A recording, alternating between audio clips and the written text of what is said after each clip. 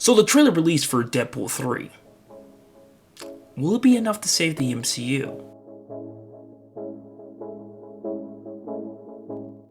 Hello there, true believers. I hope you're beautiful out there because I'm beautiful right here. That means you're beautiful out there. Make sure to like and share and subscribe to the channel. Also follow me on my Instagram right over here to see all the cosplay things and frequently asked questions that I will put on there.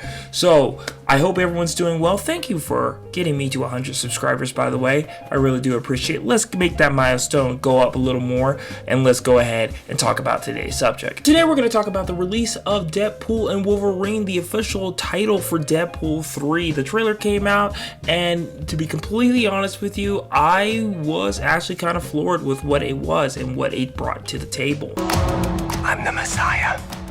I am Marvel Jesus. This actually kind of gets me a little excited for the MCU, not by much. It is still looking like we're dealing with the TVA and all that bull crap, but it is something that can make me a little excited. Now, the question of the day is, can this save the MCU? No, I don't think this will single-handedly save the MCU. There's just going to have to be a lot more projects besides this project to save the MCU. There has to be a course-correct change, and it has to start with this movie going forward. There can't be any more shows like Echo. It can't be any more shows like Captain Falcon and the Winter Soldier. They actually have to start making changes and start making entertainment once again. And the issue is, I don't think they're going to. I think this is going to honestly be, in my personal opinion, a fluke. Now, I could be wrong. This could be the new era of the MCU. They could change the very fabric and everything around it with the MCU going forward. But we don't know how this is all going to play out. With the release of the trailer and seeing all of the different cameos, and of course, Ryan Reynolds being Ryan Reynolds, it got me a little excited to see maybe they could have effectively changed certain things. And while yes, they could have effectively changed certain things, it could lead us into a different road of something that I'm more afraid of, is that we're gonna just get more movies just like this afterwards.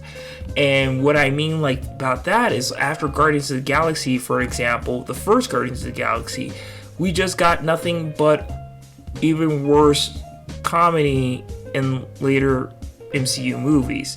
Now, people always want to say, well, you know, the Avengers did their quips and stuff like that, which, very fair, and it's very true. You're not inaccurate by saying that.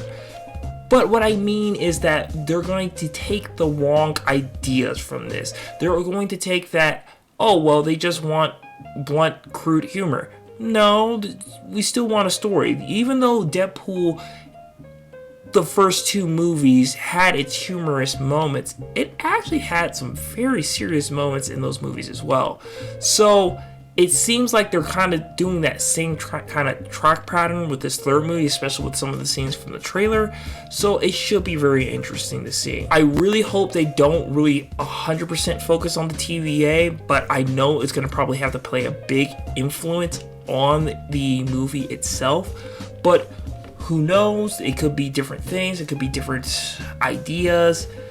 I don't know. Also, with released news today, the first image, well, not the first image, well, technically the promo image for the Fantastic Four was released, and we are for our official cast for the Fantastic Four.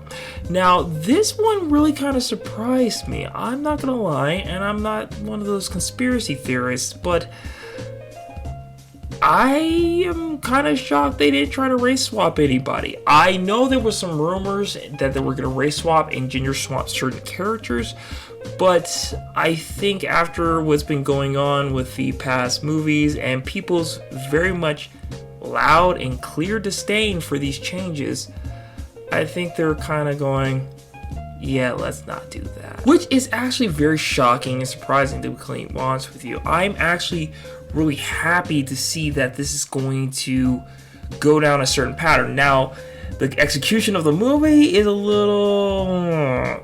Now, I've heard before that there were going to probably be things where this is going to be originally set in one time period and then be moved to another time period. And from the promo art, it very much looks like that is very much the case. That is going to be set in probably the 50s to 60s and then moved probably towards the time period of today, which that's a very interesting way to looking at it, but okay. All in all, what is this really boiling down to? What am I coming down to with my point with all of this? I am cautiously, I repeat, cautiously optimistic.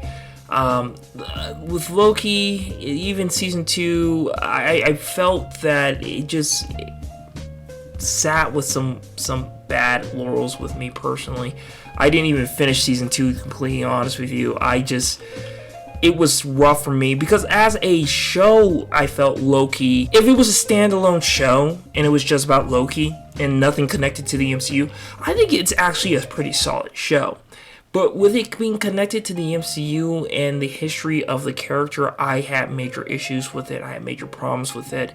I completely understand where people liked it. I really do. But honestly, I could not care less about the show in its entirety. And the same way with a lot of the other projects. Echo, I watched some of it and I didn't finish it. I tried. I'll probably try again here shortly to kind of make sure because I'm very much a person that's like, I want to be able to critique something. I need to be able to see it to its full capacity. And from the first 2 episodes of Echo, I tapped out really quick. And that's how I've been feeling, honestly. I feel like in-game is the end. It was the end of the line. That was it. You're done with the vanilla version of this game, and now you're getting the DLC, so you're getting all the expansion packs to the MCU. And that's how I've been feeling lately, how they've been especially treating the MCU as of late, where it could be from denigrating characters to basically trying to prop up new characters that don't deserve their recognition, and they're just propping them up because of reasons. And it's frustrating to watch this happen. I hope that this is going to be a lesson, especially since seeing the casting for the Fantastic Four, seeing what they're doing with this Deadpool 3 trailer, and everything else with it.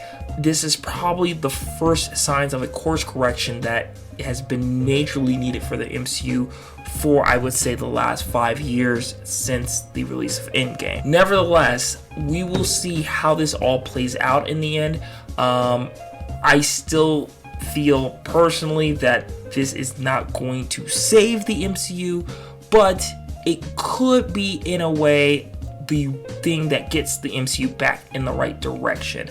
I still feel that it's going to take a lot longer to gain a lot of the people's trust back, especially from what they've done to how the writers, actors, directors get on their social media and just basically blast the fans, and not even the fans that are like unruly by any means. I'm talking about just the ones that are just like the normies that enjoy the product, and they still attack those people too. So it's just like, you're not making a good case and argument for your product when you attack those people that are even trying to support your work. So I don't know, maybe that's just me, maybe I'm talking crazy, but I want to know what your thoughts are. Do you feel that Deadpool and Wolverine is going to save the MCU? What are your thoughts on the new released photos or the promo for the Fantastic Four and the casting of the Fantastic Four,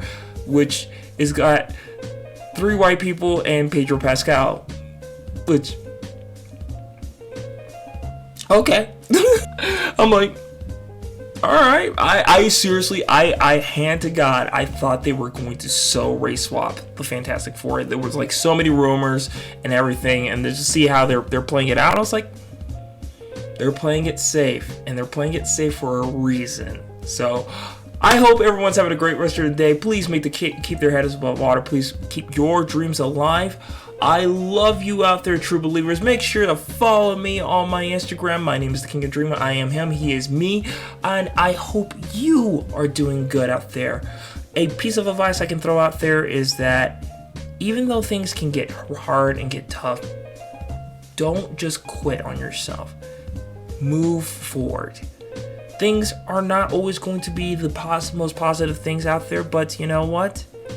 You're still here, breathing and walking forward. This is something that I gotta tell myself every day when I get up myself.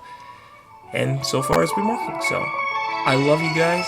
I'll talk to you later. Alright.